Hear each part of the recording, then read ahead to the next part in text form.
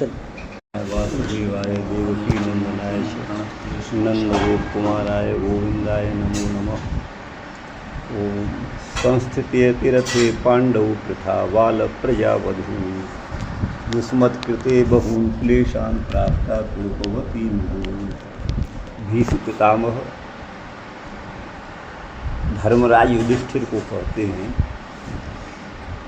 अतिरथे पांडव संस्थिते सती बाल प्रजा वधू प्रथा तोकवती युष्मत् कृते बहून् क्लेशान् मुहुः प्राप्ता। अतिरथौ माने अतिरथी पांडु के संस्थित माने परलोक गमन करने पर उस समय बाल प्रजा माने बाल माने छोटे हैं, प्रजा माने अपत्य संतति जिसकी, अर्थात तुम सभी पांचों पांडव बहुत छोटे थे। तो उस समय वधू कुलवधू जो प्रथा माने कुंती हैं, जो तोकवती माने पुत्रवती थी, तोक पुत्र को कहते हैं, उन्होंने मुहु माने अनेक बार अथवा बार बार युष्मत् कृते आप सभी के लिए, युधिष्ठिर आदि के लिए बहून् क्लेशान् प्राप्ता, अनेक कष्ट इसने उठाए। आपके पालन पोषण के लिए अनेक कष्ट इन्होंने उठाए, क्योंकि ये पांडु जो हैं वन में मृत्यु को प्राप्त हुए थे। तो उस समय इनका वहाँ कोई संरक्षक नहीं था। राज संरक्षण तो का एक सामान्य परिवार का भी संरक्षण इनको नहीं था। वो ऋषियों मुनियों की कृपा से ये पुनः जो है अपने बच्चों को लेकर के आती हैं और तब जो है वो वहाँ उन्हें अपने ज्येष्ठ के पास जो धृतराष्ट्र हैं वहाँ पर आती हैं। तो इसलिए ये कहा है कि आपकी माँ ने आपके लिए बहुत कष्टों को उठाया है। सर्वम काल कृतम मन्ये भवताम यद अप्रियम सपालो यद वसे लोको वायुरिव घनावली। भवताम यद अप्रियम तत् सर्वम काल कृतम मन्ये सपालो लोकः वायुरिव घनावली यद वसे वर्तते। अर्थात यह सब कालकृत है, काल के द्वारा, काल की गति, काल चक्र के द्वारा ये सब तुम्हें कष्ट उठाना पड़ा है, ऐसा मैं मानता हूँ। भवताम माने आप लोगों को जो अप्रिय परिस्थिति की प्राप्ति हुई वो सब कालकृत है। क्यों? सपालो यद वसे लोको, लोकपालों सहित सारा लोक यद वसे माने जिस काल के वश में है। वस्तुतः काल क्या है? वो परमात्मा ही है। माने कालो कलयतामहम, ऐसा भगवान ने श्रीमद् भगवद गीता में कहा है। तो काल किसी भी व्यक्ति को अनंत जन्मों के प्रारब्ध के अनुसार दंडित अथवा जो है उसे सुरक्षा प्रदान करता है। तो ये सब कालकृत ऐसा ये मान रहे हैं। यद्यपि गोस्वामी जी ने तो ये कहा है, काल है ते परत्र दुख पावही सिर धुन धुन पछताएं, काल है कर्म है ईश्वर है मिथ्या दोष लगाएं। काल को दोष देना मिथ्या वहाँ बताया है, लेकिन फिर भी काल जो है वो बड़ा शक्तिमान है। देखिए काल का ये प्रभाव है कि ऋतु जो है बदलती रहती हैं। वृक्षों पर, आम के वृक्ष पर कब जो है मंजरी आनी है, कब आम लगने हैं, बेर कब लगना है, कब नहीं लगना है, ये सब कालकृति तो है। आप देखिएगा वर्षा कब होगी, गर्मी कब आएगी, ये सब काल ही कर रहा है।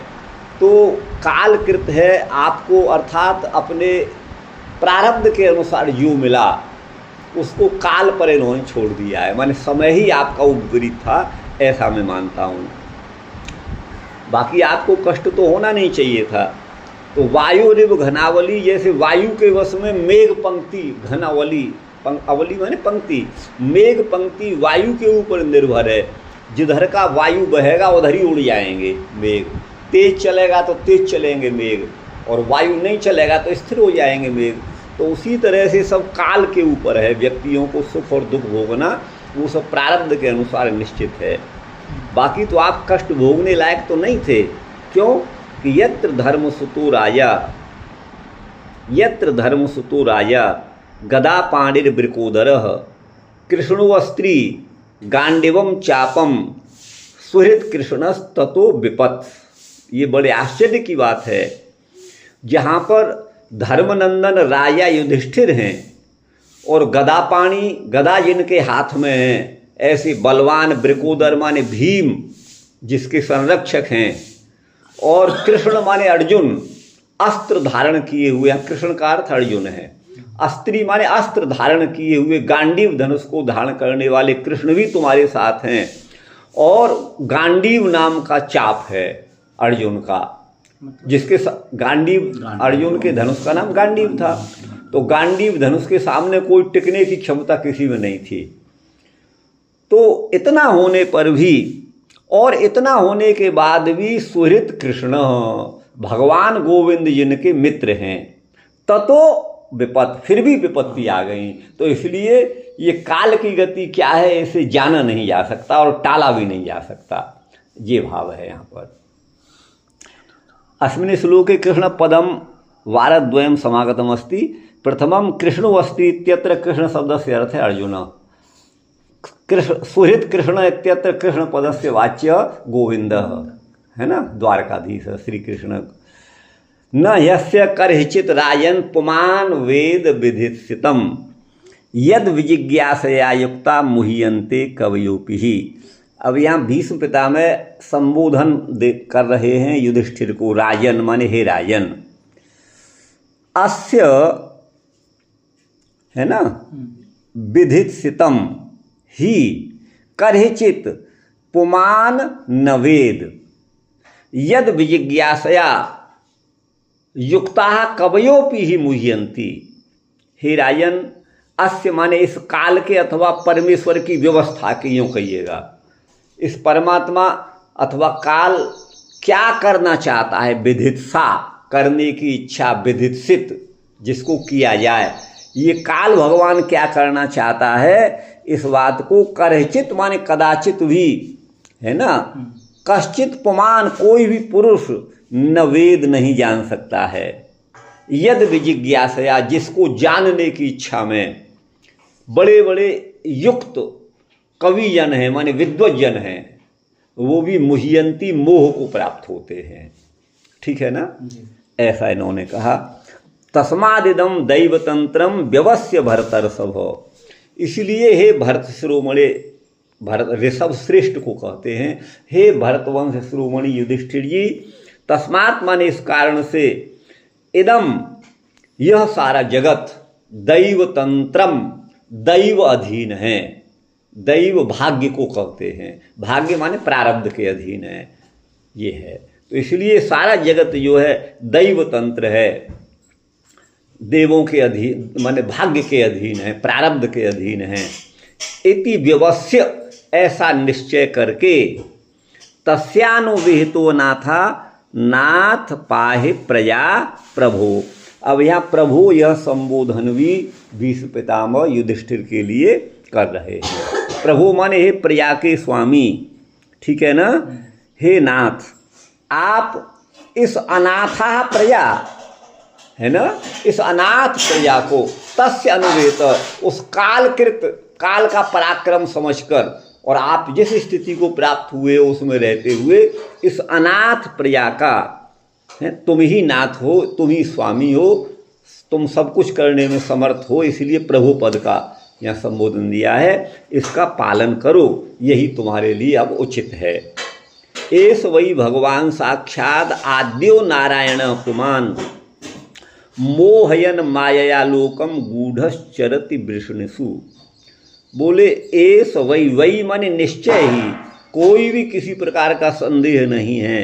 एस माने जो हमारे समक्ष विद्यमान भगवान गोपिकानंदन श्री कृष्णचंद्र हैं, वो साक्षात आदि नारायण परम पुरुष हैं। पुमान माने पुरुष हैं।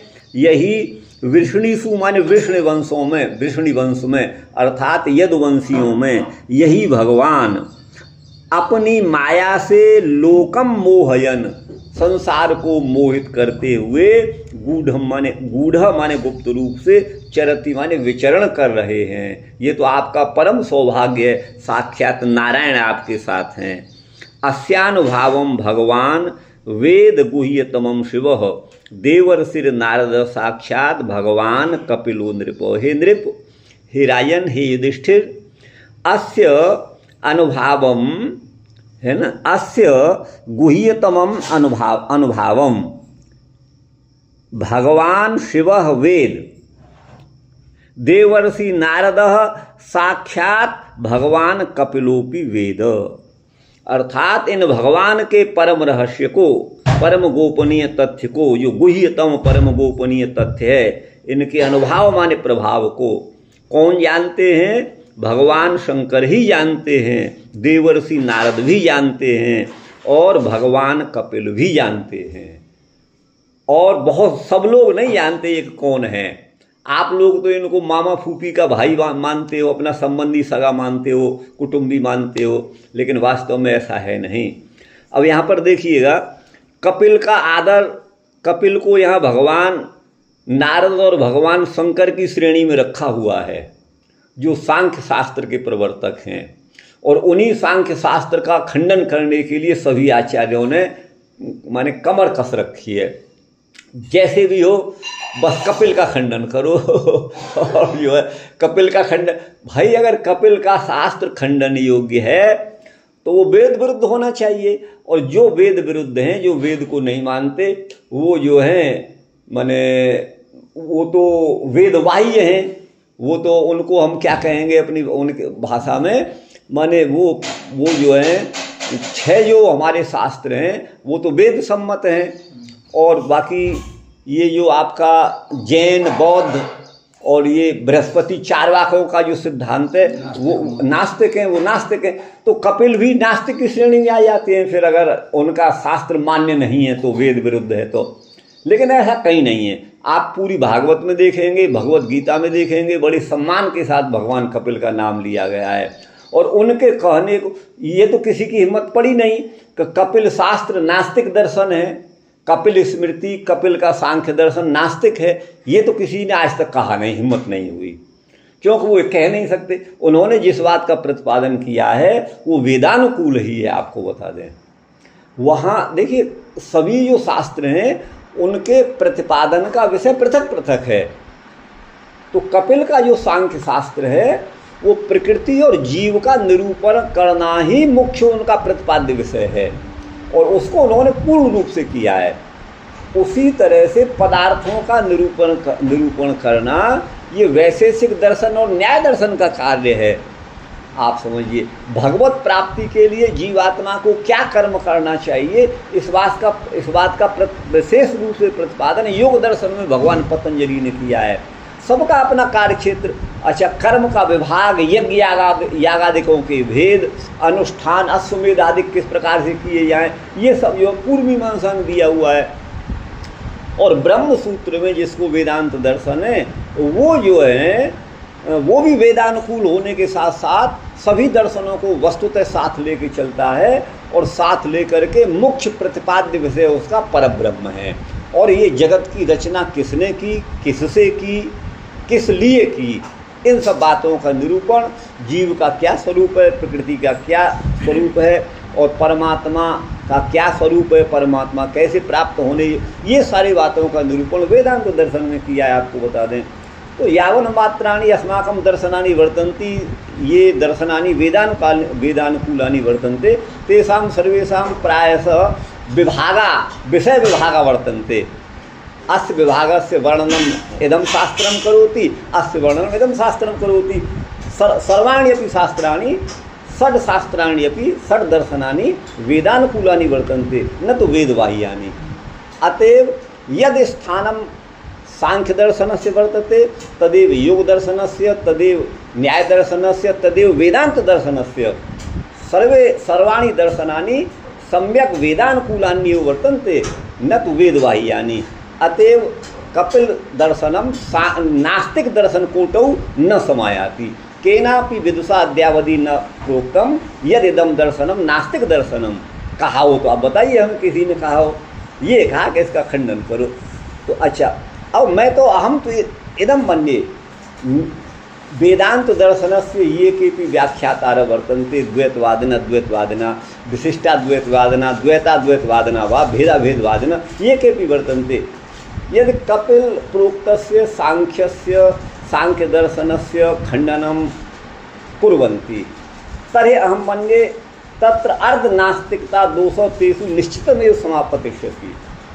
हम तो यही कहेंगे वो अर्धनास्तिक, क्योंकि उनको नहीं मान रहे हैं, जो वेदानुकूल है उसे नहीं मान रहे हैं। अब कहते हैं कि भाई प्रकृति की चर्चा जो है वो वेद में नहीं है। कैसे नहीं है वेद में? अयाम एकाम लोहित, वही तो ये कहते हैं। अब उन्होंने परमात्मा का ज़्यादा विवेचन नहीं किया है। 5 जगह 5 सूत्रों में कपिल दर्शन में माने सांख्य दर्शन में भगवान का नाम ईश्वर शब्द से है।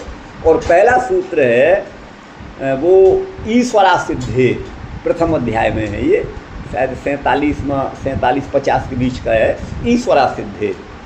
यहाँ पर ये है। अब इसी को लेकर के अन्य व्याख्याकारों ने इसका अर्थ ये लगा लिया कि ये तो ईश्वर की असिद्धि बता रहे हैं, ये तो नास्तिक हो गए। ऐसा कहीं नहीं है। अगर नास्तिक होते तो यहाँ वेद व्यास इनका नाम क्यों रखते? भगवान शंकर की श्रेणी में इनको ला के खड़ा कर दिया है, भगवान नारद के सामने खड़ा कर दिया है। जिन भगवान नारद को उपनिषदों में समग्र वेदांगों का परम ज्ञाता बताया है, आपको बताइए, उन्हीं की कोटि में कपिल को ला के यहाँ खड़ा कर दिया है। तो मतलब अस्माकं मंतव्यम तो इदमेवास्ति यथा पूज्या भगवंत व्यासा वर्तन्ते तथैव कपिल भगवन्तोपि अस्माकं कृते पूज्या वर्तन्ते। ये हमारा अपना सिद्धांत है, आपको बता दें। अच्छा, आप देखिए आगे, यम मन्य से मातुलेयम प्रियम मित्रम सुहृत्तमम अकरो सचिवम दूतम सौहृदा दत्त सारथिम। यम मन्य से, यम मातुलेयम प्रियम मित्रम सुहृत्तमम मन्य से, यत यह सौहृदात् सचिवम दूतम अथ सारथिम च अकरोह। जिनको आप अपना मातुले, मामा का लड़का मानते हो, ये हमारे मामा के लड़के हैं श्री कृष्ण, जिनको आप अपना प्रिय मानते हो, मित्र मानते हो, सुहृत्तम मानते हो, और जिन्होंने आपके सौहृद से, आपके जो प्रेम से, आपके मैत्री भाव के कारण जिन्होंने आपका सचिव कर्म भी किया, आपके दूत भी वो बने, और जहाँ तक है सारथी का कर्म भी जिन्होंने किया, वो आपके प्रेम बस इन्होंने किया है। ये भगवान का वर्णन यहाँ कर रहे हैं। और देंगे एक दो श्लोक, या प्रकरण चल रहा है जी। अब ये ले लें। हाँ, अब यहाँ कहते हैं किंच पांडव संस्थिते मृते बाला प्रजा पुत्रा यस्यासा। पांडु जब संस्थित माने मृत्यु को प्राप्त हो गए, तो बाल माने बच्चे ही थे, प्रजा माने पुत्र जिसके, ऐसी कुंती जो उस समय बधू थी, नवीन अवस्था थी, वो बधू थी, कुल बधू थी। ये बधू शब्द से कुंती के दैन्य भाव को प्रकट किया है कि वो वन में अपने पुत्रों को लेकर किस महान विपत्ति में, महान दैन्य भाव में पड़ गई थी। ये जो है बधू शब्द से उन्होंने प्रकट किया है। अहो अन्याय्यम, ये सारा अन्याय हुआ है। ये तो हाँ, तो कानी अपत्यानी तद्वती, ये पुत्रवती थी। 3 पुत्र तो इसी के गर्भ से उत्पन्न हुए, 2 माद्री के से, माद्री भी चली गई पति के साथ, 5 का पालन पोषण इन्हीं के ऊपर था। तो तोकवती माने पुत्रवती ये थी, और अपत्य इस पुत्रों के साथ इसने अनेक क्लेशों को प्राप्त किया। ये सब काल कृतत्वेन शोकम वारयति। इसके लिए आप जो है ज़्यादा शोक मत करिए, पश्चाताप मत करिए, ये सब कालकृत है। सर्वम, ये 2 श्लोकों से बताएंगे। भवतामपि यद वसे, जिनके वश में, जिनका वशवर्ती ये सारा लोक है, लोकपालों के सहित। अहो घटना पटु, जो घटना नहीं होने वाली है उसको, उस घटना को घटाने में भी ये काल भगवान बड़े निपुण हैं, पटु हैं। क्योंकि देखिए, जहाँ कृष्ण अर्जुन तो अस्त्री माने धनुवी हैं, अर्थात गांडीव धनुषधारी हैं, ठीक है ना। और ततस्तत्रापि विपत्, फिर वहाँ भी विपत्ति आ गई, नहीं आनी चाहिए थी। पुण्य शारीर बलास्त्र नैपुण शस्त्र देव संपत्तावपि दुर्वारा विपद इत्यर्थ। ये कहते हैं पुण्य माने पुण्यों से, और शारीर बल माने शरीर का बल अथवा शरीर के द्वारा, और बल माने सेना भी होता है, लेकिन यह शारीर पद का प्रयोग है, माने शारीरिक बल, अस्त्रों में निपुणता और शस्त्र और देव संपत्ति भी इनको प्राप्त थी, तो भी वह विपत्ति जो है दुर्निवार थी, अर्थात वह विपत्ति आ ही गई, उसका निवारण नहीं किया जा सका। ननु कृष्णम कथम कालो अतिक्रमेद इत्यपेक्षायामाह। बोले कृष्ण का काल कैसे अतिक्रमण कर सकता है, इस जिज्ञासा में कहते हैं न है अस्य श्री कृष्णस्य, है ना, न है अस्य श्री कृष्णस्य, ये जो भगवान श्री कृष्ण है इनके इत्थम माने इस प्रकार अंगुली से निर्देश करते हैं, माने ये जो भगवान श्री कृष्ण अंगुली निर्देश पूर्वक है, क्या विधिसितम, इन भगवान के विधिसितम माने क्या करना इनको अभीष्ट है, इस बात को कोई नहीं जानता। यत यस्य विधितस्य जिज्ञासया, ये क्या करना चाहते हैं इसकी जिज्ञासा में बड़े बड़े कवियन भी मोहित हो जाते हैं। मुह्यंते कवियों की ही। अच्छा आगे है इदम सुखाद दैवतंत्रम, यह सुख दुख आदि जो है दैवतंत्र माने ईश्वर के अधीन है, इति व्यवस्य ऐसा निश्चय करके, तस्य ईश्वरस्य अनुवेतो अनुवर्ती सन, उन भगवान का अनुवर्तन अनुगत्य करते हुए, यहाँ कर्तामिक तो प्रत्यय है, हे नाथ कुल परंपरागत स्वामिन प्रभु अनाथा असमर्था प्रजा पाए। युधिष्ठिर से कह रहे हैं भीष्म पितामह, आप कुल परंपरा से राज्य गद्दी पर बैठे हो, प्रजा के स्वामी हो, प्रभु हो, इसलिए अनाथ माने असमर्थ इस प्रजा का पालन करो। अनुविधेय परमेश्वरश्च श्री कृष्ण एव इत्याह, ये 18वें श्लोक में देखिए, 18वां कहाँ है, ये है गूढ़श्चरति विष्णुसु, इसके बारे में ये कहा है। और ये भगवान परमेश्वर जो हैं अनुविधेय हैं, आप इनका अनुगमन करिए, श्री कृष्ण परमेश्वर ही हैं, इस बात को कहते हैं। एस एव भगवान सर्वेश्वर, यही भगवान सभी के नियंता हैं, नियामक हैं, क्योंकि ये आदि पुरुष हैं, आद्य अपमान। ये कैसे, तो बोले ये तो नारायण साक्षात, ये साक्षात नारायण हैं। नारायण का अर्थ है नराणाम जीवानाम समूह नारम, और तद अयनम माने तस्य अयनम, तद अयनम माने नारायण, माने जीवों के समूह को नार कहते हैं। नृपद मनुष्य का वाचक है, ना नरौ नर रूप बनते हैं, और नर अदंत भी है, नर नरौ नरा ये भी रूप बनते हैं। तो यहाँ पर नारायण का मतलब है नर माने अथवा नृ माने जीव, यावन मात्र जीव हैं, वो नृ हैं, नृपद से कहे गए हैं।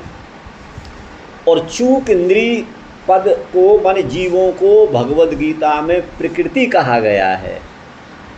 भगवान ने 2 प्रकार की प्रकृति वहाँ पर बताई है, एक अपरा, दूसरी परा। परा प्रकृति जीव रूपिणी है, यावन मात्र जीवों को परा प्रकृति कहा है। और जो अपरा प्रकृति है वो भूमि रापो नलो वायु खम मनो बुद्धिरेवच अहंकार में भिन्ना प्रकृति रष्टधा, ये जो है जड़ प्रकृति को अपरा प्रकृति कहा गया है। तो ये इन सब का माने यावन मात्र जीवों का और प्रकृति का, इनका जो अयन माने आश्रय है, वही नारायण है। आप समझ गए ना? ये है। तो जी समझा रहे हैं ना युधिष्ठिर को। युधिष्ठिर जी जी जी। तो इस प्रसंग से मैंने ऐसा लग रहा है कि वो मैंने अपने जो वचन दिए हैं कि मैं इस हस्तिनापुर की रक्षा करूंगा, तो मैंने प्रजा का रक्षा करो का मतलब क्या है? इसका मतलब हमें तो लगता है कि ऐसा संकेत कर रहे हैं कि मैंने ऐसा नहीं कि तुम जो है दुर्योधन मैंने धृतराष्ट्र हैं, गांधारी है, इन सब लोगों को जो है राजा होगा तो यदि इन लोगों ने कष्ट दिया है तो ऐसा कहीं हो कि इन सब लोगों को निकाल दे, इन लोगों को कष्ट दे, बदला तो लेना है ना। माने ऐसा हो सकता है। हाँ, ये भी भाव आप निकाल सकते हैं, कह सकते हैं, तो लेकिन युधिष्ठिर तो ऐसे नहीं है।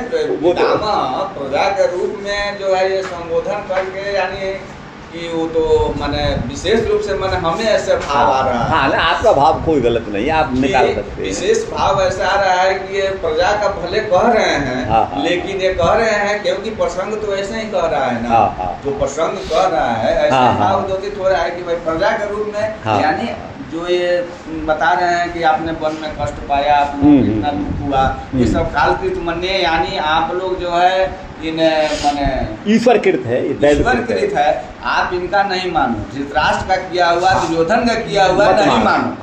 उनका कहने का तो स्पष्ट भाव नहीं है, यद्यपि किया तो इन्होंने ही। हाँ, बिल्कुल बिल्कुल। तो प्रजा का पालन करो, इसका मतलब है माने विशेष रूप से प्रजा के माने संकेत करके कह रहे हैं कि नहीं तुम माने धृतराष्ट्र इत्यादि का पालन करो, वैर भाव नहीं रखो। बिल्कुल बिल्कुल सही। माने ऐसा भी भाव माने हमको ऐसा प्रतीत हो। नहीं, सही बात है आपकी, सही है।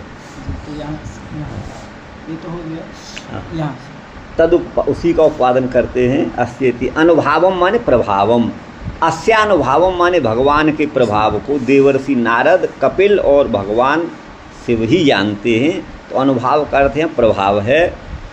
त्वम अज्ञानाद्यम एवं मन्यसे, है ना, त्वम अज्ञानात यम एवं मन्यसे, तुम अपने अज्ञान के कारण यम माने जिन श्री कृष्ण को, एवं माने इस प्रकार मानते हो कि ये हमारे सगे संबंधी हैं, भाई हैं, मित्र हैं, मातुलेय हैं। मातुलेयम माने देवक्या सुतम, देवकी का पुत्र मानते हो। प्रिय माने अपने प्रीति का विषय मानते हो। मित्र माने प्रीति करने वाले, प्रेम करने वाले मानते हो। सुहृतम का मतलब उपकारक आप इनको मानते हैं। उपकारान अनपेक्ष, है ना, उपकारान अनपेक्ष, उपकारों की है ना अपेक्षा न करके ये उपकारक इनको मानते हो, ये मतलब है। सुहृतम माने उपकारक, सुहृतम माने उपकारक। उपकारक माने एक और शब्द यहाँ जो दे रहे हैं, देखिए ये है, ये तो इसकी व्याख्या है इसकी। उपकारक की व्याख्या है सुहृतम माने अत्यंत प्रिय। उपकारान अनपेक्ष, उपकारों की अपेक्षा न करके, अर्थात जो पांडवों ने कृष्ण के उपकार किए हैं कि नहीं किए हैं, कृष्ण इस बात की परवाह नहीं करते। वो तो बिना किसी उपकार के ही आपके उपकारक हैं, ये मतलब। सुहृत का जो अर्थ है, जो मैंने व्याख्या कर रहे हैं कि मैंने सुहृत का अर्थ से हुआ कि एक सुहृत का अर्थ मान लेता है आदमी, जैसे हम इनके लिए उपकार किए तो वो आदमी की अपेक्षा रहता है कि वो भी हमारे प्रति उपकार करे। हाँ। लेकिन सुहृत का मैंने जो इनके हिसाब से व्याख्या है कि वो सुहृत वो होता है जो सिर्फ उपकार करना जानता है, लेकिन वो अपेक्षा नहीं रखे कि भी हमको वही तो है, इसी का नाम सुहृत है। हाँ, वही तो है, वही तो यहाँ पर था है। अब उपकारों की अपेक्षा न करके, सुहृत का मतलब नहीं है कि जो सिर्फ उपकार करेगा लेकिन उसके बदले में अपेक्षा नहीं रखेगा। सौहृद माने विश्वास से। अकरो माने कृतवानसी माने किया है। सचिव माने मंत्री का भी कार्य इन्होंने किया है, ये इन्होंने कहा। बंशीधर जी का 12 से 12 हो गया, 13 से यहाँ से समझ गए थोड़ा इसको। तो 12 की श्लोक का था, 3 हो गया है, यहाँ से चलना। अच्छा। अतिरथे महारथ सहस्र जेतरी संस्थिते, हजारों महारथियों को जीतने वाले को अतिरथ यहाँ कहा है। पांडु ऐसे ही थे। उनके संस्थित माने स्वर्ग चले जाने पर, है ना, सत्य तोकवती पुत्र रहता यथा बहुक्लेश भवती तथा बाल प्रजा युष्माता प्रथा। जब वो स्वर्ग चले गए तो अतोकवती अर्थ किया है। यहाँ तोकवती भी यहाँ आकार का इन्होंने प्रश्लेष माना है। तोक पुत्र को कहते हैं, पुत्रवती, और अतोकवती माने यहाँ पर किया है पुत्र रहता, सती नहीं, अतोकवती है ना, पुत्र रहता। ये गतवती सती, सती धन अतोकवती, वो पुत्रहीन थी, पुत्र रहित थी, है ना। तो आपके लिए अब ये कैसे इन्होंने कह दिया भाई? देखिए पांडु की ही तो, पांडु को जो साप लग गया कि तुम अगर मैथुन करोगे तो नष्ट हो जाओगे, उन्होंने ऋषि जो मृग के रूप में मैथुन कर रहे थे उसमें से उनको मार दिया था, तब वो जो है साप दिया था। तो उसी तरह से जब आप जो है संभोग करोगे तो तुम भी मृत्यु को प्राप्त हो जाओगे। तो एक बार ये महाभारत की कथा है। तो कुंती और माद्री दोनों ही वन में इनके साथ थी। तो उस समय ये साप इनको लग चुका था, लेकिन उस समय साप लगने पर कुंती से इन्होंने कहा था कि आपको तो ये वरदान प्राप्त है सूर्य के द्वारा कि आप जो है जिस देवता का आह्वान करोगी वो आपको पुत्र देने में समर्थ होता है, तो आप पुत्र प्राप्त करिए। आप समझिएगा, आप पुत्र प्राप्त करिएगा। तो मैं तो समझता हूँ कि पांडु के मरने से पहले इनका जन्म हो गया था, आपको बता दूँ। और नकुल सहदेव भी थे, ये महाभारत के अनुसार है। हालांकि मैंने तो कई 5, 7, 8 साल पहले पढ़ा है, लेकिन मेरा यही है। लेकिन यहाँ पर अतोकवती ये कह रहे हैं कि अपुत्रवती कह रहे हैं, तो ये हम नहीं कह सकते किस आधार पर कह रहे हैं। आगे कहीं हाँ, और कुछ लिखें। हाँ, तो अच्छा, फिर वो चले जाते हैं। तो फिर वो माद्री के साथ जैसे ही स्पर्श करते हैं माद्री का उनकी मृत्यु हो जाती है, क्योंकि वो सांप लगा हुआ होता है उनको। ये है। तो पांडु के कहने पर ही कुंती ने धर्मराज युधिष्ठिर को धर्म के द्वारा प्राप्त किया था, इंद्र के द्वारा अर्जुन को, वायु के द्वारा भीम को प्राप्त किया था। ये है। अच्छा, आगे है, तुम पुत्र रहित थी, तुम्हारी माँ पुत्र रहित थी। अतोकवती अर्थ कर रहे हैं यहाँ अकार का। यहाँ तो ऐसा है नहीं, अगर ऐसा होता तब तो यहाँ खंडाकार अ होता, आपको बता दें, कुछ तो होता, लेकिन ऐसा नहीं है। पुत्र यथा बहुक्लेशवती भवती तथा बालक प्रजा युष्मन माता। तुम सब छोटे छोटे थे, बालक प्रजा थी, माने बालक हैं, प्रजा माने संतति जिसकी, ऐसी तुम्हारी माता प्रथा माने थी। वो पुत्रवती होते हुए भी, देखो वही बात आ गई, माने पुत्र तुम लोग तो थे, लेकिन अतोकवती का मतलब यहाँ वो तुम छोटे थे, कुछ करने लायक नहीं थे, कुछ करने की स्थिति में नहीं थे। ये है। तो पुत्रवत्यपि, अब यहाँ दूसरा अर्थ ये कर रहे हैं, माने तोकवती माने पुत्रवत्यपि, पुत्रवती होते हुए भी तुम्हारे लिए, तुम्हारे युष्मत पोषण पालनार्थाय, तुम्हारे लालन पालन करने के लिए बहुत क्लेशों को इसने उठाया है, ऐसा तीर्थ नामक आचार्य कहते हैं। स्वामी चरण क्या कहते हैं?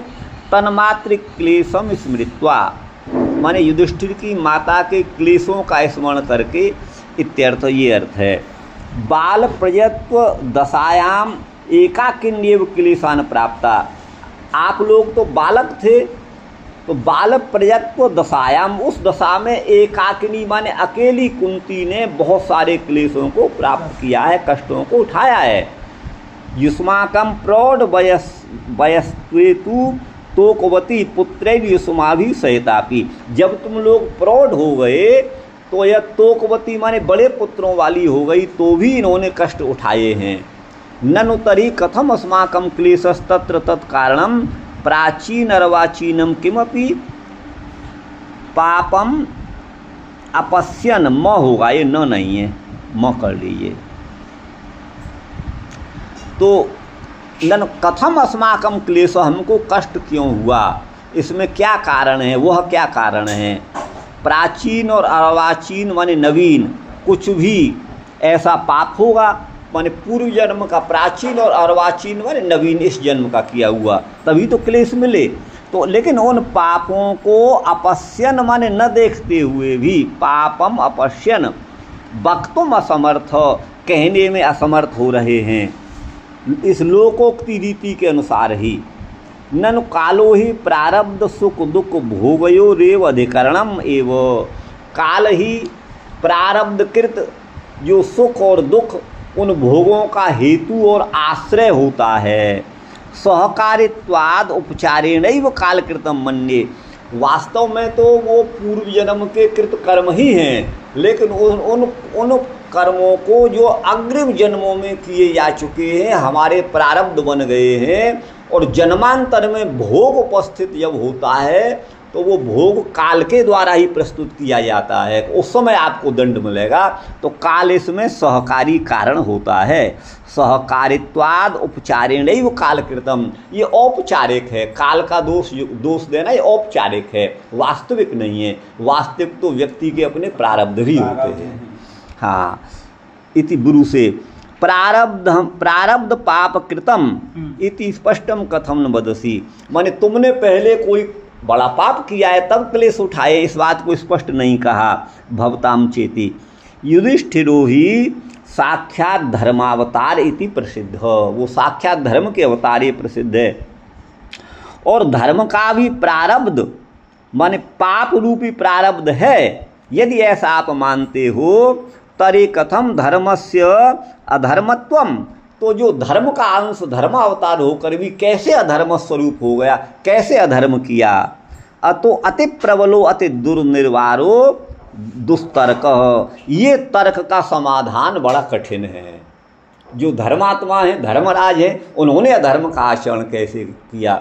और पाप कष्ट भोगना पाप का ही परिणाम है, और पाप धर्म जो धर्म है वो अधर्म कर नहीं सकता, पाप कर नहीं सकता। तो इस तर्क का समाधान बड़ा कठिन है, ये दुस्तर्क। काल एवं कारणम, इसीलिए काल को ही दुख का कारण यहाँ बता दिया है औपचारिक रूप से। औपचारिक माने ये मुख्य रूप से नहीं है, वास्तविक नहीं है, औपचारिक है। क्वचित सकाल इत्यपि पाठ, कहीं कहीं पर पुस्तकों में सकाल यह पाठ भी है। सकाल, काल के आगे सपद और है। लोक माने इंद्रादि सहित चतुर्दश भुवनात्मक जो लोक है वो उस काल के ही वश में है। ननु न करहिचिन मत्परा शांत रूपे नंक्षन्ति नो निमिषो लेडहेति, ये सामहम प्रिय आत्मा सुतश्च सखा गुरु सुहृदो दैवमिष्टम इति श्री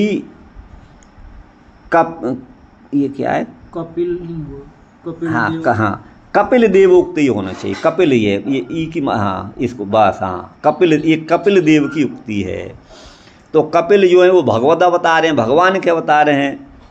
न करहे चित मतपरा, ठीक है ना।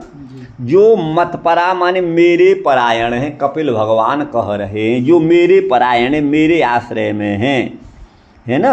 वो अपने शांत रूप से कभी भी प्रच्युत नहीं होते, उनका नाश नहीं होता। न निमिषो लेड हेति, और उसमें कोई भी ऐसा कारण नहीं बनता, है ना। लेडी का मतलब है वैसे चाटना, वस्तुतः ये है ले आस्वादने से बना है, माने काल उनका कुछ नहीं बिगाड़ता, वो नष्ट नहीं होते। ये शाम अहम प्रिय आत्मा, जिन जीवों का मैं प्रिय आत्मा अथवा सुत अथवा सखा अथवा गुरु अथवा सुहृद अथवा दैव अथवा अभीष्ट हूँ, जो मुझे किसी रूप में भी मानते हैं, उनका कभी भी अनिष्ट नहीं होता। ये कपिल देव का कथन है। कृष्ण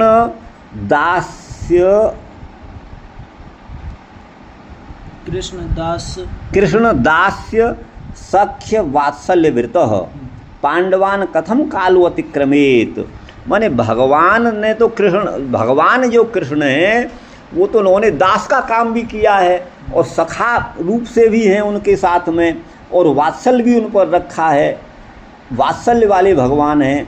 तो पांडवों को काल कैसे अतिक्रमण कर जाएगा, काल कैसे कष्ट दे सकता है, ये अत्यंत विस्मय से अन्वित माने युक्त हैं।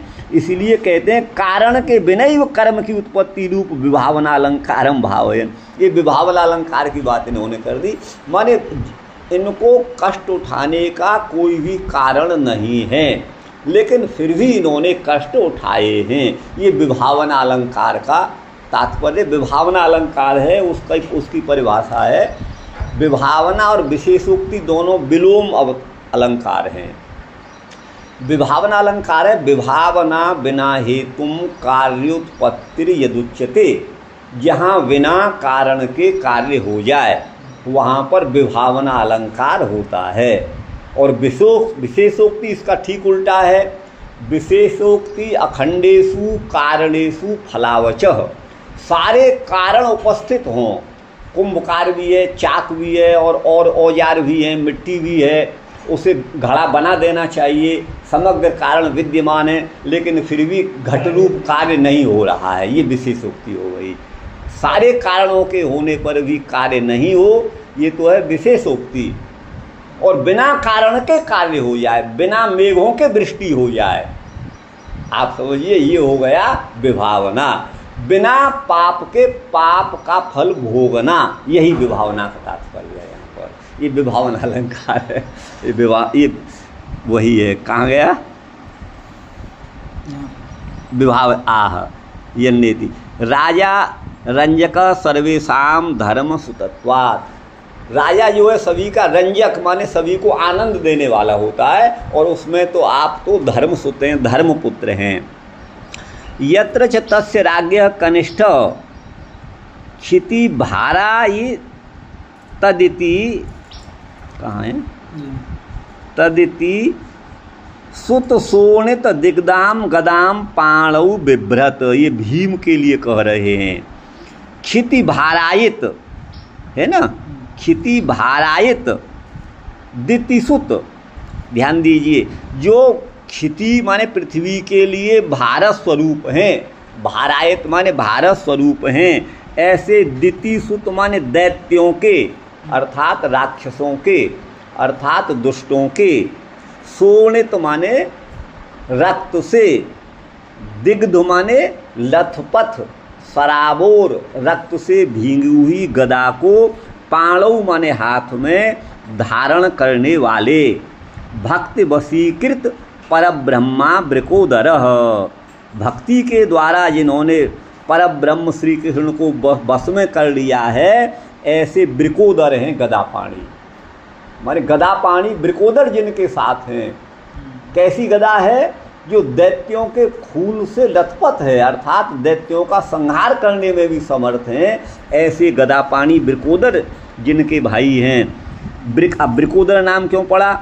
वृकान अतिक्रूरान अपि, है ना, उद्रणाति विदारयति यह स भीमसेनः। वृक माने अत्यंत क्रूर पुरुषों को, क्रूर राक्षस आदियों को भी, जो है ना माने भी उद्रणाति माने विदारयति, उनको विदीर्ण करने वाले हैं, अर्थात नष्ट करने वाले हैं। अत्यंत भयानक क्रूर लोगों को भी जो नष्ट करने में सक्षम है, वो भीमसेन को वृकोदर कहा है। वैसे वृक भेड़ियों को कहते हैं, और वृक भेड़िया बहुत खाता है, वैसा ही पेट इनका भी है, बहुत खाने वाले, इसलिए वृकोदर इनको कहा जाता है। लेकिन ये परिभाषा अलग है। वृक शब्द उपलक्षणम येन विराट नगरे सिंहोपि युद्धे विदीर्ण इत्यर्थः। विराट नगर की घटना है, ये वृक शब्द यहाँ पर उपलक्षण है। उपलक्षण माने इतर बोधक है। स्वबोधकत्वे सति स्वेतर बोधकत्वम उपलक्षणत्वम। जो तथ्य अपना बोध कराने के साथ साथ अपने से भिन्न का बोध कराए, उसे उपलक्षण कहते हैं। तो विराट नगर में, है ना, सिंह को भी युद्ध में भीम ने विदीर्ण कर दिया था, धराशायी कर दिया था, फाड़ चीड़ डाला था, ये मतलब है। तथा यत्र इंद्रावतार कृष्णार्जुनो अस्त्री, जो इंद्र के पुत्र के रूप में हैं, वो अर्जुन, अस्त्री माने गांडी वस्त्र धारण किए हुए हैं। स्वीकृत द्रोणाखिलास्त्र विद्य, जिन्होंने द्रोणाचार्य से सकल विद्याओं को, अस्त्र विद्याओं को सीखा है। तस्य चकरे, और उस अर्जुन के हाथ में रिपु पूय शोणित वमनकारी गांडीवाख्यम धनु। जिस अर्जुन के हाथ में रिपुओं के, पूय माने मवाद, शोणित माने रक्तों का वमन करने वाला गांडीव नाम का धनुष जिनके हाथ में है, अर्थात जो शत्रुओं को तहस नहस करके उनके रक्त को पी जाने वाला है, ऐसा गांडीव जिनके हाथ में है। ये न शंकरोपि तोषितः, युद्ध में जिन अर्जुन ने भगवान शंकर को भी संतुष्ट कर दिया था। सर्व सुपर्वाधिराजो अनंत बल वीर्याद गुणार्णव, श्रीमान कृष्णो वासुदेव, अर्थात सर्व सुपर्वाधिराजो, समग्र राजाओं के भी अधिराज, अनंत बल और वीर आदि गुणों के अर्णव माने सागर श्रीमान भगवान कृष्ण जो वसुदेव नंदन वासुदेव हैं, वो सुहृद निमित्तत्वम, आगे क्या है, बंधु ततस्तत्रापि, वो आपके सुहृद माने मित्र हैं, बंधु हैं, तत्रापि माने फिर भी ये विपत्ति आपको आई, ये अर्थ है। सर्वापेक्षित बलम सत्वे पुनर्विपद अहो, सर्वापेक्षित बलम, जो विपत्ति निवारण के लिए जिस जिस बल की आवश्यकता होती है वो सभी विद्यमान हैं, लेकिन फिर भी फिर भी आपको विपत्ति आई, ये काल का ही महात्म्य है, इसका वर्णन नहीं किया जा सकता। वर्णयितुम न शक्यते इति भावः। बिना कारणम उत्पत्तिर कार्यस्य इति विभावना, अनध्ययन विद्वांसो निर्द्रव्या परमेश्वरा इति बागभटः। ये बागभट जो है बड़े चिकित्सा शास्त्र का इन्होंने प्रणयन किया है, तो बागभट बड़े भारी विद्वान थे, उन्होंने विभावना को कहा है बिना कारणम, बिना कारण के कार्यस्य उत्पत्ति, कार्य उत्पन्न हो जाए, बिना कारण के कार्य हो जाए, बिना मिट्टी के घड़ा बन जाए, बिना तंतुओं के वस्त्र बन जाए, बिना आटे की रोटी हो जाए, कोई भी आप लगा सकते हैं, वही विभावना है। अर्थात बिना पाप के ही आपको कष्ट भोगना पड़ा, ये भाव है यहाँ पर। अच्छा, आगे है अनध्ययन विद्वांसो निर्द्रव्या परमेश्वरा। अब क्या है, जिन्होंने अध्ययन तो नहीं किया लेकिन फिर भी विद्वान है, अनध्ययन विद्वांसो, बिना कारण के कार्य हो रहा है, और निर्द्रव्या, 2 कौड़ी पास में नहीं है, 2 पैसा पास में नहीं है, लेकिन परमेश्वर हैं ये बिना कारण के, वही इसका उदाहरण इन्होंने दिया है, निर्द्रव्या परमेश्वरा। ये बागभट का कथन है, विभावना की परिभाषा इन्होंने की है। मैंने जो बोला था वो मैंने बोला था उसका मम्मट का काव्य प्रकाश से बोला था विभावना की परिभाषा, ये बागभट की परिभाषा है, शब्दों में भेद है, अर्थ वही है विभावना अलंकार का। ननु यो अयम कालस्तस्य ते व्यक्तबंधो चेष्टा माहु इत्युक्ते, जो यह काल है वो अव्यक्त बंधु है, माने अव्यक्त रूप से साथ में रहने वाला काल है, वो है ना, वो उसका अव्यक्त काल के ही की जो है चेष्टा को कहते हैं। ये उक्ति माने कहीं की उक्ति है। कालस्य तच्चेष्टा रूपत्वात् स कथम तम अतिक्रमेत, काल तो भगवान की अनुसार ही चेष्टा करता है, वो भगवान का अतिक्रमण कैसे कर सकता है, इस बात को कहते हैं। तर्यत्र किम निर्धारयामि, यहाँ क्या निश्चय किया जाए। सामान्यतस्तावदयम सिद्धांत, सामान्य सिद्धांत ये है कि सर्ववादी सम्मतो यत् कृष्णस्य चिकीर्षितम अन्यथा कर्तुम समर्थस्तच्चिकीर्षितम किम इति अद्यापि कोपि न वेत्ति। भगवान श्री कृष्ण कब क्या करना चाहते हैं इस बात को आज तक कोई नहीं जान सकता, ये भाव है इसका। न कोपि वेत्ति, कोई नहीं जानता है।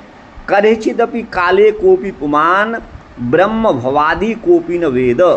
करेचित माने कदाचित भी, है ना, किसी भी काल में कोई भी पुरुष, चाहे वो ब्रह्मा ही क्यों न हो, चाहे भगवान शंकर ही क्यों न हो, कोई भी भगवान क्या करना चाहते हैं इस बात को नहीं जानता। अहम को वराक, मैं बेचारा क्या हूँ, वराक माने बेचारा। न कोपि माँ जाना, तू कोई न जाने। जिज्ञासा तू अवश्य में जायते, जाने भले कोई नहीं लेकिन जिज्ञासा तो होती ही है। वही आखिर पांडवों ने बिना पाप किए इतने कष्ट क्यों उठाए।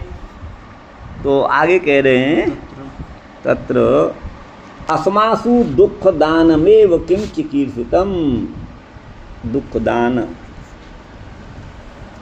एव होना चाहिए।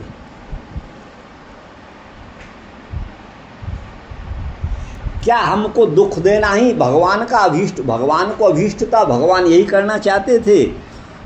सुखदानम एव वा, या सुख ही देना चाहते थे क्योंकि साक्षात हमारे सामने है, अथवा उभय दानम, अथवा हमको भगवान सुख और दुख दोनों को ही देना चाहते थे, ये भाव है।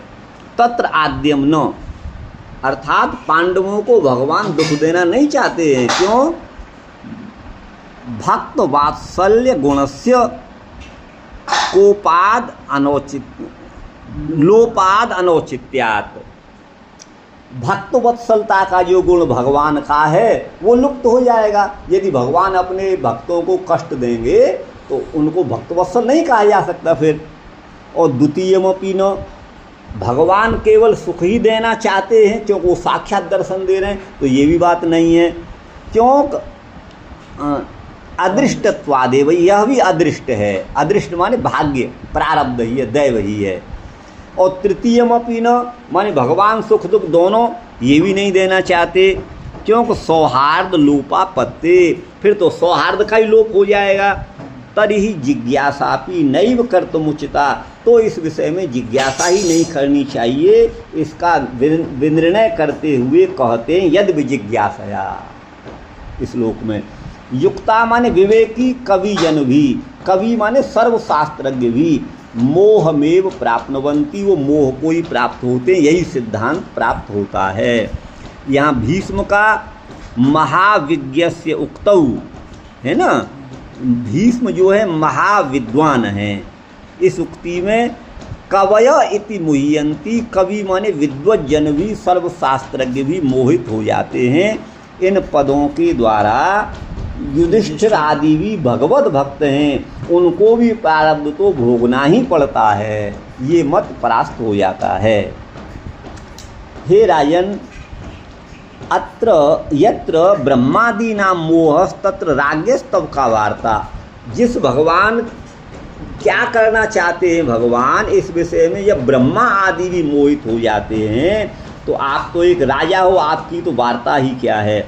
इसका संदर्भ है तेषाम आर्ति द्वारेण स्वस्मिन् आवेशार्थम तत् खंडन जनित हर्षद्वारेण च स्वस्मिन् प्रेम वर्धनार्थम तथा विदित्समिति गूढ़ोभिप्रायः। यहाँ भगवान ये कह रहे हैं तेषाम आर्ति द्वारेण, पांडवों को आरती माने पीड़ा कष्ट देने के द्वारा, स्वस्मिन् माने भगवान अपने में, इन पांडवों की मुझ भगवान में प्रीति हो जाए, है ना।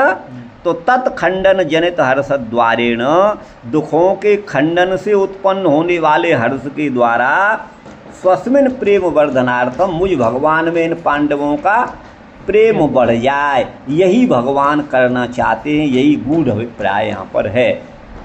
तस्माद उक्त दुर्गेयत्व हेतु, ये हेतु बड़ा दुर्गेय है। किंच स्वभक्ताय तत्प्रदानादिकम दुर्गेय प्रयोजनकम इत्यपि निश्चित्य हे नाथ हे भर्तर्षभ हे प्रभु, है ना। फिर भी अपने भक्त के लिए उसे देने के लिए माने उस तत्प्रदानादिकम दुर्गेय प्रयोजनकम, माने इसका प्रयोजन जानने योग्य नहीं है, ऐसा निश्चय करके हे नाथ हे भर्तर्षभ हे प्रभु, ये तीन संबोधन भीष्म पितामह ने युधिष्ठिर के लिए किए हैं। स्वामित्व आपको कुल परंपरा से प्राप्त हुआ है, अर्थात राजा महाराजाओं की गद्दी पर, अपने पितामहों की गद्दी पर बैठे हो, इसलिए स्वामी हो। तब तत्कर तुम समर्थे न त्याज्यम, आप उस अपने कार्य को करिए, है ना। वह राज्य आपका त्यागने के योग्य नहीं है। ये इनको वैराग्य हो रहा था ना, बोले अब मैंने तो इतनी अक्षौणी सेना मरवा दी, अब मैं तो जो है कुछ नहीं। हाँ, तो वही है। ननु ईश्वराधीनमिति तद विस्तृतम तू न वेद इत्यादि कथम ब्रूसे, जो कार्य ईश्वर के अधीन है, भगवान के की क्या इच्छा है, वो क्या करना चाहते हैं, इस बात को नहीं जानते हैं। तो वो कहते हैं ईश्वर संप्रति तब साक्षात, है ना, वर्तत्येव अत इमं कृष्णमेव दृष्ट्वा, ईश्वर इस समय साक्षात आपके सम्मुख ही विराजमान हैं। इन कृष्ण को देख करके, इनका दर्शन करके भी कथम सर्वम तत्वम न वेत्सी, तुम सभी रहस्य को क्यों नहीं समझते हो। इसलिए कहते हैं माया मोहयन, अपनी माया से मोहित करते हुए। पूछे जाने पर पृष्ठो ही भीष्मादपि किम अहम अति तत्वज्ञ, है ना, क्या भीष्म की अपेक्षा भी मैं अधिक तत्वों को जानने वाला तत्वज्ञ हूँ। इस वचन के द्वारा वंचयन वक्षति, आगे कहेंगे कथंचित ये वह होगा यहाँ, वदन्नपि मोहयस्यत्येव।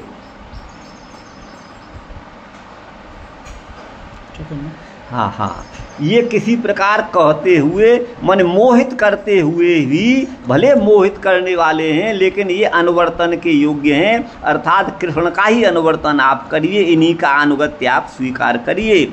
न तो जिज्ञासनीय इति भाव, आप इनको समझ नहीं सकते हैं। यहाँ संदर्भ है न च नर लीला दृष्टिया साधारण दृष्टि अत्र कर्तव्या, भगवान नर लीला कर रहे हैं, मानव के रूप में हैं, इनके प्रति आप साधारण दृष्टि मत रखिएगा, ये भाव है। ये साक्षात स्वयं भगवान हैं, आदि पुरुष हैं, पुमान माने पुरुष हैं, और महत सृष्टा, महान सृष्टा माने जगत के, माने महत्त्व आदि के द्वारा, माने प्रकृति के द्वारा ये जगत की रचना करने वाले यही हैं। सोपि अयम एव यश्च आद्यो नारायण, जो आदि नारायण हैं, परम व्योमाधिपति हैं, वह भी यही हैं। स्वामी तु अनुविधेयो अनुवर्तनीय, जो हमारा स्वामी है हमें उसका अनुवर्तन करना चाहिए, अनुकरण करना चाहिए। तच्चादि पुंस्त्वम प्रीत्या, ये आदि पुरुष हैं। तदादि नारायणत्वम, ये आदि नारायण हैं। विश्वनाथ कहते हैं अनुभाव का अर्थ है भावबोधक चेष्टा विशेष, भगवान क्या करना चाहते हैं, इनकी क्या चेष्टा है, इसको शिवो वेद, केवल शिव ही जानते हैं। न तो विदितम स्वरूपम प्रभाव, तो देखिए ये कहते हैं विश्वनाथ, अनुभावम माने भावबोधकम चेष्टा विशेषम शिवो वेद, है ना, शिव जानते हैं। न तो विधित्सितम स्वरूपम प्रभावम, इनके विधित्सित माने स्वरूप अथवा प्रभाव को नहीं जानते हैं। मतलब ये तो दो बात कह दिए यहाँ, इन्होंने अलग अर्थ कर दिया। न का संबंध यहाँ पर माने शिव भी नहीं जानते, वहाँ तो ये अर्थ था।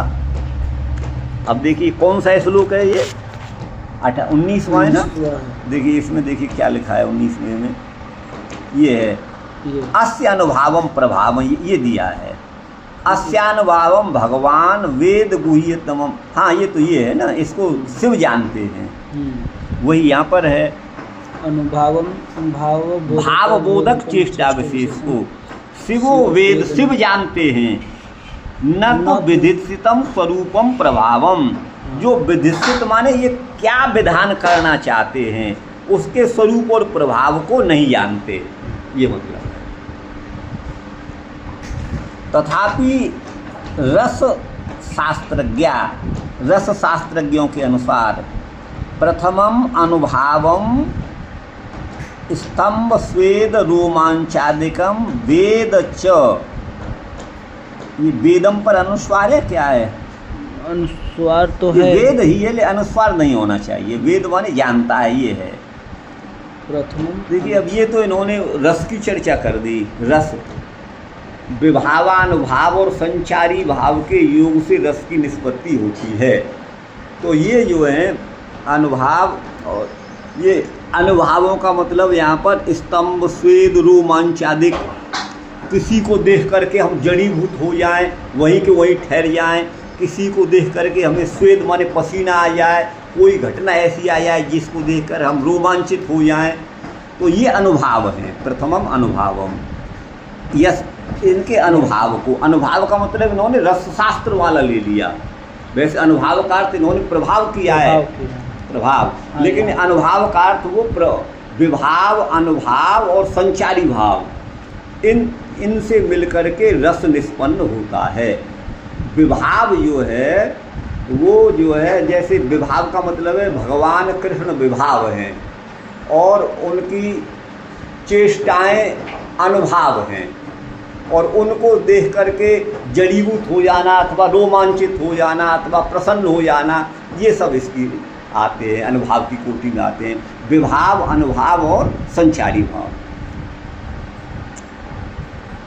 तो तेन च स्थायी भावम च, और स्थायी भाव को और अनुभाव से वैशिष्ट्य तारतम्याभ्याम, स्थायी अनुभाव की विशेषता और तारतम्य के द्वारा स्थायी भाव की विशिष्टता को और उसके तारतम्य को। अब ये तो अपना वैदुष्य दिखा रहे हैं, इसका कोई यहाँ पर वो नहीं है। वस्तुतः ये रस की तो सिद्धि यहाँ हो नहीं आपको बता दें। और अनुभाव का अर्थ है तो विभाव, अनुभाव और संचारी भाव ये हैं। अब देखिए किसी पुरुष को, नायक नायिका को परस्पर प्रेम हुआ तो नायक का विभाव, आलम्बन विभाव के भी दो भेद हैं, आलम्बन और उद्दीपन ये हैं। तो आलम्बन विभाव और उद्दीपन विभाव, तो नायक और नायिका परस्पर एक दूसरे के आलम्बन है, क्यों उसी का आलम्बन माने आश्रय करके रसोद्गम हो रहा है, माने श्रृंगार रस हो रहा है, तो वे एक दूसरे का अनुभव आलम्बन हो गए और उनके द्वारा की जाने वाली परस्पर चेष्टाएं ये जो है अनुभाव हो गए। और संचारी भाव क्या हो गए? संचारी भाव या हो गए यार ये युवती है और ये मुझे मोहित करना चाहती है, क्या मुझे मोहित हो जाना चाहिए? यदि किसी सज्जन पुरुष ने देख लिया तो मेरी सारी इज्जत धूल में मिल जाएगी, तो ये भय भी हो रहा है, शंका भी हो रही है, या फिर अन्य भाव जो हृदय में आ रहे हैं, ये सब संचारी भाव के अंतर्गत आते हैं। बाकी इनका प्रकरण यहाँ है नहीं। अब इन्होंने अनुभाव पद को लेकर ही ये रसपरक व्याख्या यहाँ करी है, ऐसा मैं समझ रहा हूँ। तो वही है तथैव यशोदादि गोपीषु अस्य दाम बंधनादि रूपम अर्जुन युधिष्ठिर उग्रसेनादिषु सारथ्य दास्यादि रूपम च। अब देखिए यशोदा माने जो यशोदा गोपी हैं उन्होंने भगवान को दाम माने रस्सी से, बंधन माने बांधा था, ठीक है ना, बंधनादि रूपम, और अर्जुन युधिष्ठिर और उग्रसेन आदि के साथ अर्जुन का तो सारथ्य किया था, ठीक है ना, और ये युधिष्ठिर और उग्रसेन आदि का दास्य भाव भी इन्होंने किया था भगवान ने। और पारवश्यम अनुभावम, इनके परवश हो गए थे। इस प्रकार के इन भगवान के अनुभाव माने चेष्टाओं को वेद माने जानता है। तस्य सर्वेश्वर से सर्वनियंतु, ये सर्वेश्वर माने सभी के नियंता हैं, ये सभी के ईश्वर होते हुए भी वशीकारक, वश में करने वाले हैं। कोई ये पदार्थ विशेष हैं वहाँ माने सब जगह विद्यमान होते हुए भी अस्यापि चित्तम अभीक्षणम विद्रुति कुर्वन् अध्यास्ते, वो अब भी चित्त को अभीक्षणम माने निरंतर द्रुत करते हुए यहाँ पर विराजमान है, ऐसा अनुमान लगा रहे। इत्यनुमिते च सच नाना विशेषवान स्व विषयाश्रय श्रयोक्ते चेतो विद्रावक, विद्रावंक व के ऊपर अनुस्वार हटा दीजिए। ये चित्त को विद्रुत करने वाले या पिघलाने वाले हैं और परस्पर वशीकारक भी हैं। प्रेमा विधान एवं, ये प्रेम का ही अविधान माने विधान करने वाले हैं। परम पुरुषार्थ की चूड़ामणि माने सिरमौर हैं श्री कृष्ण। भक्ति स्नेह अनुरागादि शब्दों के द्वारा उच्च मानु भवती, इनको कहा जा सकता है। किंच माने और भी, तज्जनकत्वेन प्रतिसमय दृष्टेन अस्य वशीकाराधिक्यमेव दृष्टान्तेन च प्रेमाधिक्यम अनुमाय सिद्ध साधक भक्तेष्वेव तत्कर्तृकमेव कष्टदानम भक्त वृद्ध्यर्थमेवेति सिद्धांतम निश्चिनोति। अर्थात अपने भक्तों को अगर ये कष्ट देते हैं तो उनकी भक्ति और मुझ में दृढ़ हो जाए, है ना, भक्ति को दृढ़ करने के लिए ही अपने भक्तों को कष्टदान देते हैं।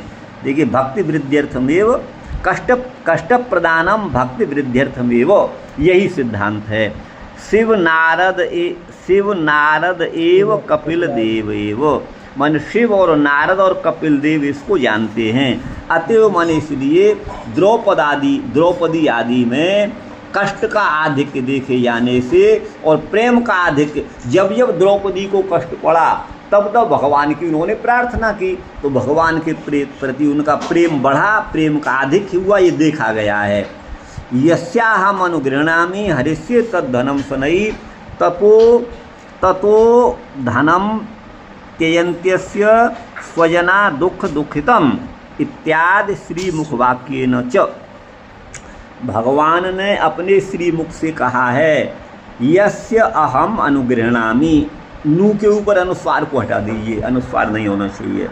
जिसके ऊपर मैं अनुग्रह करना चाहता हूँ मैं धीरे धीरे उसके धन को हरण कर लेता हूँ। और ततो उसके बाद ये अधनम हुआ, ये अ है मिला हुआ, पूर्व रूप हुआ है, वो आप समझ लेना। जब व्यक्ति अधन माने निर्धन हो जाता है तो अस्य माने जो इसके स्वजन हैं वो है ना, इसको जो दुखों से दुखी है ऐसे व्यक्ति को, धनहीन व्यक्ति को उसके स्वजन सगे संबंधी भी त्यजंती छोड़ देते हैं। जब कोई सहारा नहीं रहता तब वो मेरी तरफ आता है, मुझ में भक्ति, ये भगवान कहना चाहते हैं। ये भगवान ने अपने श्रीमुख से कहा है। तो भक्त का जो कष्ट है वो हितैषी, भक्त के हितैषी भगवान के द्वारा ही दिया गया है, वही दीयमान है। न कर्म बद्धत्वम, वो कर्म के कारण उनको कष्ट नहीं मिलता है, ये कहना चाहते हैं। बल्कि भगवान इसलिए कष्ट देते हैं बिना कर्म के कि इनकी प्रीति मुझ में और अधिक हो जाए। कुल मिलाकर इन लोगों के जितना ही व्याख्या की है कि कालकृत है तो पाप से होता है, इनका मन कहना है कहीं है कि भगवान के द्वारा ही होता है। ये जो इन लोगों के ऊपर जो कष्ट आया, विपत्ति आई, वो सभी विपत्ति भगवान को अपने तरफ विशेष प्रीति बढ़ाने के हाँ, यही कह रहे हैं, बिल्कुल यही कह रहे हैं प्रभु जी। हाँ हाँ, न कर्मबद्ध, ये कर्म के उस कारण नहीं है। किंच एतदपि न सार्वत्रिकम क्वचित क्वचिद अकष्टेनापि क्वचिद अ है ना, दो में अ मिला हुआ है ना, अकष्टेनापि स्वभक्त भक्तिम वर्धयति। कहीं ये सार्वत्रिक नियम नहीं है, कहीं कहीं पर बिना कष्ट के भी वो अपने भक्त की भक्ति का वर्धन करते हैं, बिना कष्ट दिए भी भक्ति को बढ़ाते हैं भक्त के हृदय में। तो ये जो है इसलिए उनके विधित्सित माने भगवान क्या करना चाहते हैं इस बात को कोई नहीं जानता। अनुभावम तु शिव नारदादि रेव वेद, इनके अनुभाव माने प्रभाव को तो शिव और नारद आदि पद से कपिल आदि ही जानते हैं। अन्य पुनर्मंदा दाम बंधनादिकम अपि अनुकरणत्वेन व्याचख्याणा। अन्य जो मंद पुरुष हैं, जब भगवान को माँ यशोदा ने दाम माने रज्जू से, बंधन माने बांधा था, है ना, उसको भी अनुकरण रूप से उसकी व्याख्या वो देखते हैं, देखते हुए भी अनुभाव न विदु, भगवान के प्रभाव को नहीं जानते। वो तो ये समझते हैं इसने मटकी फोड़ी, यशोदा को उलाहना मिला, यशोदा ने बांध दिया, एक सामान्य बालक के समान। अस्यानुभाव ज्ञान सद्भाव बतामपि भवताम संबंध विशेषमय सर्वाच्छादक माधुर्य ज्ञानात्मक प्रेम विशेषेण वशीकारित्वम तु तैरपि दुर्लभम इत्याह यमिति। यम के द्वारा कहते हैं, देखिए, अस्य अनुभाव ज्ञान सद्भाव वतामपि भवताम, इन भगवान के प्रभाव और सद्भाव को जानने वाले जो आप लोग हैं वो संबंध विशेष के द्वारा, संबंध विशेषमय सर्वाच्छादक माधुर्य, सभी को अपने अंदर जिनका माधुर्य समेट लेता है, माने सर्वोत्कर्षशाली जिनका माधुर्य है, और ज्ञानात्मक और प्रेम विशेष के द्वारा ये बस सबको बस में करने वाले हैं, ये जो है बड़ा दुर्लभ है। इसी बात को कहते हैं मातुलेयम, जिनको तुम अपना मामा का लड़का मानते हो। या मातुलेय शब्द जो है स्त्रीभ्यो ढक सिद्ध्यर्थम, स्त्रीभ्यो ढक सूत्र है अष्टाध्यायी का, उससे ढक हो करके, ढको ए आदेश हो करके बनता है, लेकिन ये तो स्त्री शब्द से बनता है, स्त्रीवाचक शब्द से बनता है। जैसे बिनता, बिनता का पुत्र बेनते, ढको ए हो गया, बिनता स्त्री है तो स्त्रीवाचक शब्द से ढको करके, ढको ए हो करके बिनता का पुत्र गरुड़ बेनते हो गया। लेकिन यहाँ मातुल शब्द तो मामा को कहते हैं, यहाँ मातुल्य कैसे बना आप समझ गए ना, ये तो स्त्रीवाचक है नहीं। अब उसी के लिए कुछ कहेंगे, स्त्रीभ्यो ढक सिद्ध्यर्थम, स्त्रीभ्यो ढक से होने वाला ढक प्रत्यय उसकी सिद्धि के लिए देवक्या सुतम इति व्याख्यातम, देवकी के पुत्र हैं, तो देवकी के पुत्र हैं ये कह दिया, देवकी स्त्री हैं तो देवकी को मान करके मातुल शब्द से भी ढक कर दिया, ये मतलब है ना। ये व्याख्या। अन्यथा मातुलस्य पत्यम मातुलायनी, वस्तुतः तो मातुल के पुत्र को मातुलायनी ही कहेंगे, उसका क्या बनेगा, मातुलायनी बनेगा। लेकिन वहाँ देवकी की अपेक्षा से स्त्री वियोडक से ढक कर दिया है, मातुल्य कह दिया है।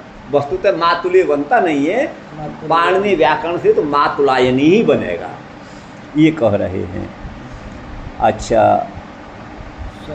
यहाँ फी प्रत्यय हो जाएगा, फी में फ को आयन आदेश हो जाएगा और फी का ई बचेगा, ध्यान दीजिएगा। फ की तो फ को तो आयन आदेश हो जाएगा और ई में य की संज्ञा हो जाएगी और आयन के न में फी का ई मिल जाएगा तो मातुलायनी बनता है, फी प्रत्यय होकर के बनेगा। सर्वेश्वरस्यापि युष्मत् सचिव दूत्यादिकम प्रेम वश्यानुभाव, जो सर्वेश्वर सबके अधिपति होकर भी जिन भगवान श्री कृष्ण ने तुम्हारे सचिव का काम, दूत का काम आदि पद से रथ हाँक करके सूत का काम, ये सब आपके प्रेम का ही प्रभाव है, आपके प्रेम के वशीभूत होकर ही किया है। यम इत्यस्य अनुभावम इत्यनेन पूर्वेण अन्वय, पूर्व श्लोक के साथ इसका अन्वय है। ये 20 हो गए, देखिए कितना समय हुआ।